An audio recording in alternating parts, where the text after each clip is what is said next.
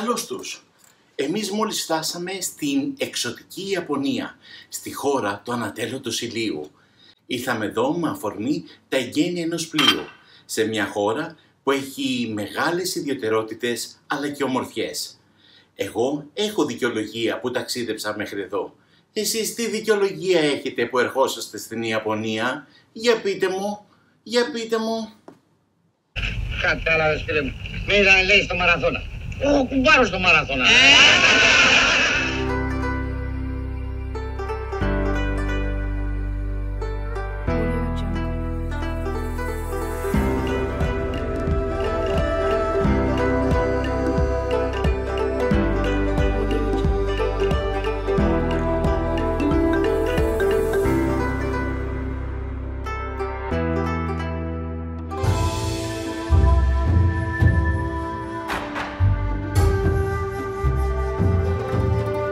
Κυρίες και κύριοι, καλώς ορίσατε και αυτή τη φορά στην όμορφη παρέα μας.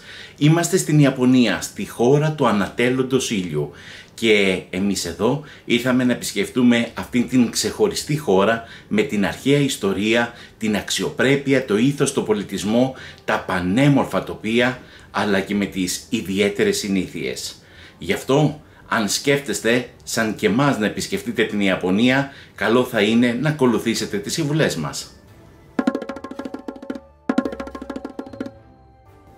Οι Ιάπωνες είναι ιδιαίτερα ευγενείς και προσπαθούν να είναι εξυπηρετικοί με τους ξένους τουρίστες. Αν και δεν αγαπάνε τους ξένους που ζουν στον τόπο τους, γιατί πιστεύουν ότι η Ιαπωνία είναι κατεξοχήν τόπος για τους Ιάπωνες, είναι ιδιαίτερα προσεκτικοί και ευγενικοί και επιμελείς με τους τουρίστες. Γι' αυτό, αν χρειαστείτε κάποια βοήθεια, μην διστάσετε, παρόλο που δεν μιλάνε πολύ αγγλικά, να ζητήσετε έστω και με νοήματα τη βοήθειά τους και να είστε σίγουροι ότι θα σας εξυπηρετήσουν, γιατί θεωρούν ότι η ευγένεια είναι η αξιοπρέπεια και ο πολιτισμός για αυτούς τους ίδιους. Η Ιαπωνία είναι από τις χώρες που υπάρχει ασφάλεια και υπάρχει τάξη σχεδόν σε όλα. Γι' αυτό αισθάνεσαι ασφαλής περπατώντας οποιαδήποτε ώρα της ημέρας ή της νύχτας έξω στους δρόμους, γιατί ξέρεις ότι οι κάμερες φωτογραφίζουν και βιντεοσκοπούν τα πάντα. Οι Ιάπωνες είναι ιδιαίτερα αξιοπρεπείς. Γι' αυτό υπάρχουν και ελάχιστοι κάδοι απορριμμάτων στους δρόμους.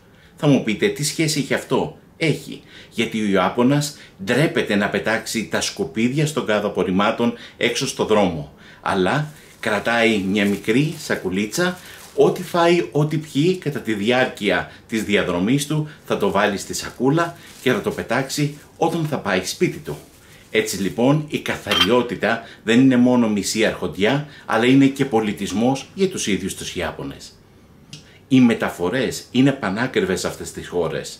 Το ταξί, αν το επιλέξεις, θα σου στοιχήσει, αλλά όμως είναι μια ιδιαίτερη εμπειρία, αφού οι ταξιτζίδες, άντρες ή γυναίκες οδηγοί, είναι πάντα με άσπρα γάντια και ό,τι έχει περισσέψει από τα σεμεδάκια της μητέρας σας, της γιαγιάς σας, θα τα βρείτε στα ταξί στους Ιάπωνες.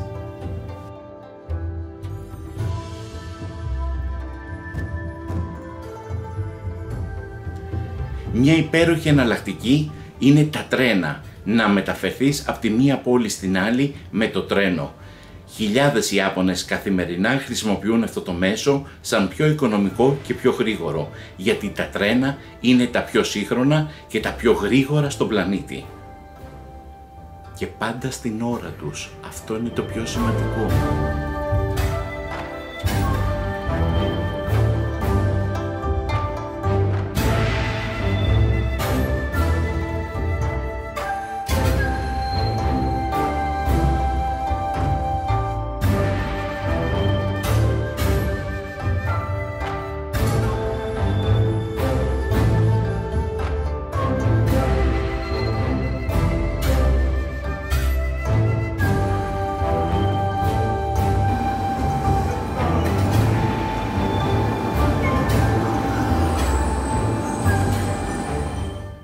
Και αφού έχεις κανονίσει για την μετακίνησή σου στην Ιαπωνία, θα πρέπει να κανονίσεις για το πού θα μείνεις, θα διανυκτερεύσεις το βράδυ. Στις μεγάλες πόλεις όπως το Τόκιο, η Οσάκα, τα ξενοδοχεία συνήθως είναι πολύ μικρά. Πάρα πολύ μικρά. Τα δωμάτια είναι πάρα πολύ μικρά. Σκεφτείτε, εγώ για να αγοράω στο δωμάτιο μου διαλέξανε την προεδρική σουίτα. 12 ολόκληρα τετραγωνικά. Yeah! Σκεφτείτε οι άλλοι που μένουνε. Οι σύγχρονες στάσεις στα ξενοδοχεία είναι να μένουν σε ξενοδοχεία κάψουλες, που ουσιαστικά είναι μονάχα ένα μικρό κλουβί που είναι το κρεβάτι. Και αυτή είναι η καινούρια μόδα. Δεν θα ήθελα ποτέ να μείνω εκεί. Εξάλλου δεν χωράω, θα σφινώσω. Και τώρα κάτι ακόμα πιο προσωπικό. Η τουαλέτα. Ξέρετε, δεν είναι απλή υπόθεση να χρησιμοποιήσεις την τουαλέτα στην Ιαπωνία. Γιατί όλα είναι αυτόματα και γίνονται με ένα κουμπί. Όμως δεν τα γράφουν στα αγγλικά και εσύ πρέπει να έχεις χρόνο για να βρεις ποιο είναι το κατάλληλο κουμπί για να μην βρεθείς σε δυσάρεστες εκπλήξεις. Όσο και αν δεν το πιστεύετε, το νερό στην Ιαπωνία είναι πόσιμο. Αν και οι ντόπιοι, κυρίως οι εργαζόμενοι άνδρες, μετά τη δουλειά τους προτιμούν να πάνε για καραόκε και να πιούν το παραδοσιακό τους ποτό, το σάκε, που είναι κάτι αντίστοιχο σαν τον Μαουντάις των Κινέζων ή το τσίπουρο, το ούζο το δικό μας. Στις επίσημες εορτές και εκδηλώσεις, το σάκε είναι μια ολόκληρη ιεροτελεστία, αφού οι επίσημοι προσκεκλημένοι θα σπάσουν το βαρέλι με το σάκε για να μοιράσουν και να κεράσουν όλους τους υπόλοιπους προσκεκλημένους. Όμως, για τους εργαζόμενους, η βραδινή συνήθεια πολλές φορές είναι το καραόκε, όπου εκεί θα πάνε και θα τραγουδήσουν τα αγαπημένα τους τραγούδια, πίνοντας το ποτό τους ή θα φάνε κάτι για βραδινό.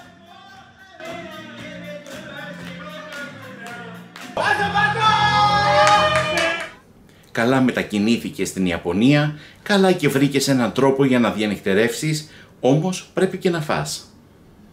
Τα ιαπωνικά εστιατόρια είναι μια άλλη ξεχωριστή εμπειρία, αφού στα περισσότερα εστιατόρια το φαγητό δεν το διαλέγεις, αλλά σε διαλέγει. Περνάει από μπροστά σου και εσύ παίρνεις αυτό που πραγματικά σου αρέσει και το τρως.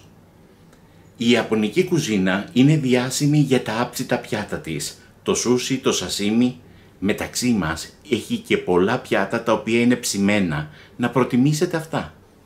Γιατί να πιάσετε κουβέντα με το ψάρι σας ή με το κρέας σας, δεν έχει κανένα νόημα. Το θέλουμε να είναι σκοτωμένα. Να μην έχεις καμία συνομιλία με το φαγητό σου.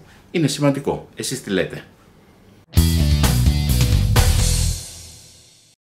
Μην αφήσεις φιλοδόρημα στο σερβιτόρο, θα τρομάξει, θα νομίζει ότι κάτι κακό πας να κάνεις. Στην Ιαπωνία δεν υπάρχει η λέξη φιλοδόρημα. Και μια που βρίσκεσαι στην Ιαπωνία, αποφάσισες να πας να αγοράσεις μερικά ρούχα. Κάτι διαφορετικό θα σε περιμένει, αφού στα περισσότερα καταστήματα, σε όλα τα σπίτια, βγάζεις τα παπούτσια σου πριν μπεις μέσα. Επιβάλλεται και στο δοκιμαστήριο των ρούχων. Δεν είναι λίγα τα μαγαζιά που θα σου δώσουν μια υφασμάτινη σακούλα για να τη βάλεις στο κεφάλι για να μην λερώσεις τα ρούχα που θα φορέσεις. Ο σεβασμός προς τους άλλους είναι σε άλλο επίπεδο στην Ιαπωνία. Γι' αυτό το λόγο είναι πολύ συνηθισμένο στο δρόμο, στο τρένο, στη δουλειά να βρεις ανθρώπους που φοράνε μάσκες. Τι μάσκες σαν τις χειρουργικές, σαν αυτή που βλέπετε. Γιατί όταν αισθάνεσαι κρυωμένος, αδιάθετος ή η μόλυνση σήμερα είναι ανεβασμένη και δεν αισθάνεσαι πολύ καλά, δεν είναι καθόλου ντροπή, αλλά επιβάλλεται να ανοίξεις το σακουλάκι σου, να βγάλεις τη μάσκα σου και να τη φορέσεις στο πρόσωπό σου. Είναι ένδειξη σεβασμού προς εσένα και προς τους άλλους. Υπάρχει τώρα περίπτωση να το βγάλω έτσι στα μουγκά το υπόλοιπο βίντεο?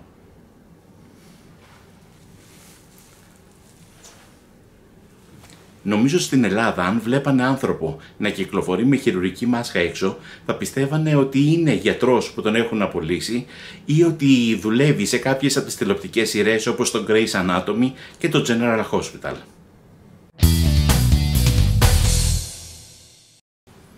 Η Ιαπωνία είναι μια πανέμορφη χώρα και η ιστορία της, οι συνήθειες και οι ιδιαιτερότητές της θα σε καταπλήξουν, αν και στην αρχή μπορεί να φαντάζουν λίγο δύσκολες.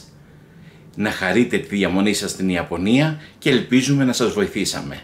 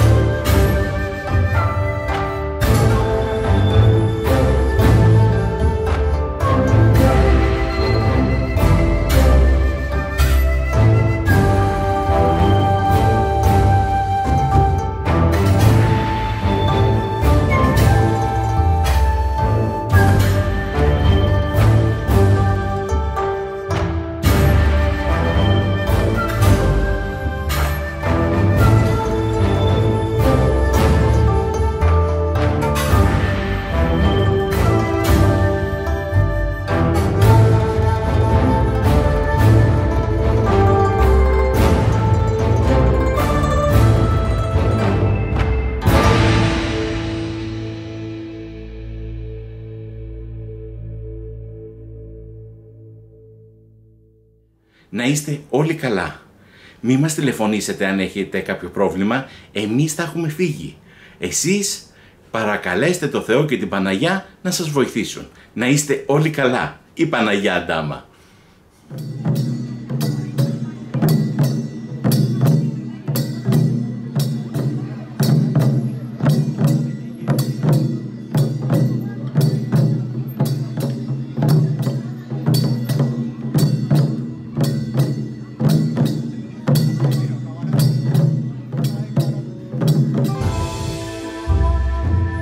Αυτό άραγε, Χριστέ μου, θα το φάω ή θα με φάει?